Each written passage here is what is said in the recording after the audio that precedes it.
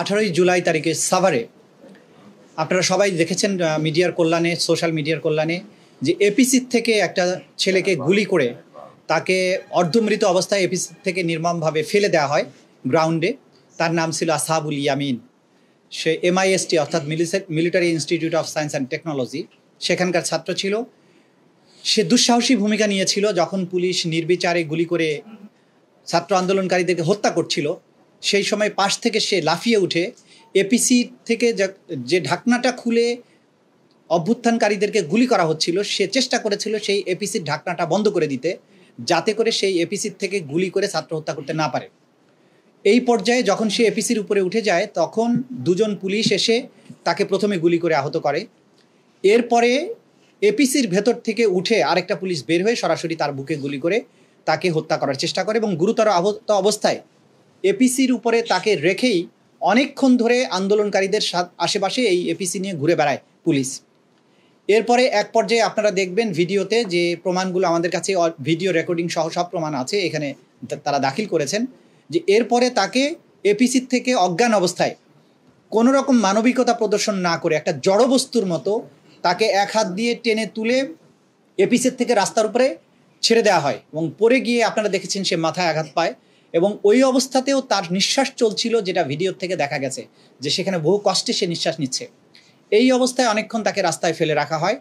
একটু পরে আবার দুজন পুলিশ এসে তাকে টেনে হেঁচড়ে, একটা জড়বস্তুর মতো টেনে হেঁচড়ে তাকে ডিভাইডারের পাশে এসে ফেলে রাখে। আরও কিছুক্ষণ পরে এসে তাকে দুজন পুলিশ আবার চ্যাংদালা করে ডিভাইডারের এই পাশ থেকে ওই পাশে তাকে নিক্ষেপ করে। তখনও সে বেঁচে ছিল, তখনও সে নিঃশ্বাস নিচ্ছিল। এক পর্যায়ে আন্দোলনকারীদের সাথে ধাওয়া পাল্টা ধাওয়া চলার পরে পুলিশ তখন বলে যে তাকে আবারও পায়ে গুলি করো। এইরকম মৃত প্রায় একটা ছেলে, তাকে পায়ে গুলি করার জন্য বলা হয়। তখন ওরা পায়ে গুলি না করে এক পর্যায়ে যখন তাকে টিয়ার সেল, এর মধ্যে তারা বলে যে চাইনিজ রাইফেল দিয়ে তাকে গুলি করো। মানে মৃত্যু নিশ্চিত করার জন্য 4-5 বার গুলি করার পরেও তাকে চাইনিজ রাইফেল দিয়ে গুলি করার জন্য পুলিশকে নির্দেশ দিতে, এগুলো ভিডিওতে শোনা যাচ্ছিল, সব কিছু প্রমাণ এখানে আছে।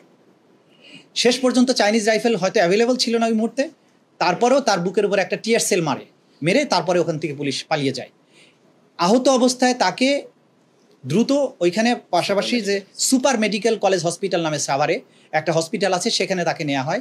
হসপিটালের গেটে গিয়ে সে পানি চায়, পানি খায়, তখনও সে বেঁচে ছিল।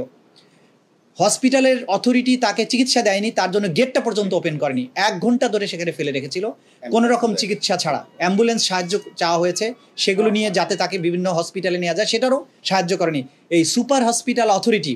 এইরকম একজন গুলিবিদ্ধ, একটা নির্মমভাবে গুলিবিদ্ধ একটা ছেলেকে বাঁচানোর জন্য ন্যূনতম চিকিৎসা সেবা দিতে অস্বীকৃতি জানিয়ে তারাও এই হত্যাকাণ্ডের সাথে আলটিমেটলি তাদের সম্পৃক্ততা এখানে প্রমাণ করেছেন।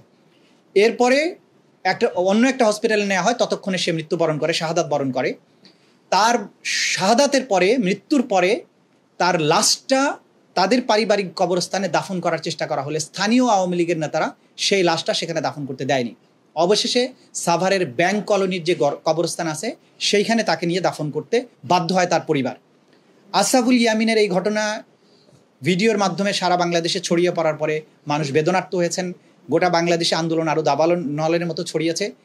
এই যে তার হত্যাকাণ্ড, এইটার জন্য আজকে তার পরিবারের গতকালকে তার পরিবারের পক্ষ থেকে তার মামা এসে আমাদের ট্রাইব্যুনালের কাছে এই ঘটনাগুলো বিস্তারিত বিবরণ তুলে ধরে প্রধানমন্ত্রী সহ 78 জনের বিরুদ্ধে, এখানে পুলিশ প্রশাসন যারা এপিসি চালিয়েছিল, এপিসির ভেতরে যারা ছিল এদেরকে আইডেন্টিফাই করে সাভারের পুলিশের যে সমস্ত অফিসার ছিল সেগুলো সহ, যারা চিকিৎসা দিতে বাধা প্রদান করেছে সবার নাম সহ মোট 78 জনের বিরুদ্ধে এই অভিযোগ গতকালকে আন্তর্জাতিক অপরাধ ট্রাইব্যুনালের প্রসিকিউশন টিমের কাছে তারা দায়ের করেছেন। গতকালকে যেহেতু আমরা আপনাদের সাথে কথা বলার পরে এটা দায়ের হয়েছে, এটা আপনাদেরকে জানাতে পারিনি, আজকে এটা আপনাদেরকে জানিয়ে দিলাম। আজকে দ্বিতীয় আরেকটি অভিযোগ পড়েছে যে এনফোর্সড ডিসঅ্যাপিয়ারেন্স বা গুমের ঘটনার জন্য আরেকটি অভিযোগ আমাদের কাছে জমা পড়েছে। এনামুল কবির নামে একজন তরুণ ব্যবসায়ী, যাকে 2018 সালের 17 নভেম্বর বাসাবোধ থেকে তার যে ব্যবসায়িক কার্যালয় থেকে ডিবি পরিচয়ে তুলে নেওয়া হয়।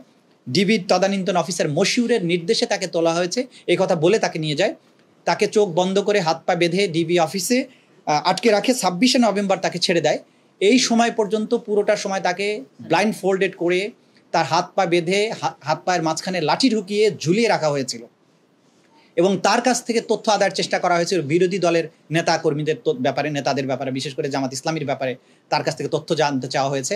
এবং এইভাবে নির্যাতন করে 26শে নভেম্বর তার অফিস থেকে এক বস্তা বিস্ফোরক সদৃশ্য বস্তু উদ্ধার হয়েছে এই মর্মে একটা মামলা তার বিরুদ্ধে মিথ্যা মামলা দায়ের করা হয় এবং সেই মামলা জেল খেটে পরবর্তী সময়ে সে জামিন পেয়েছিল।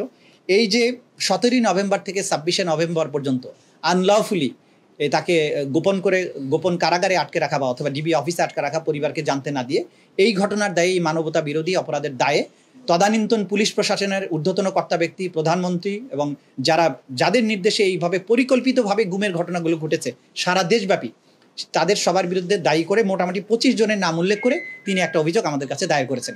মোটা দাগে এই পর্যন্ত আজকের কাছে আমাদের কাছে আপডেট।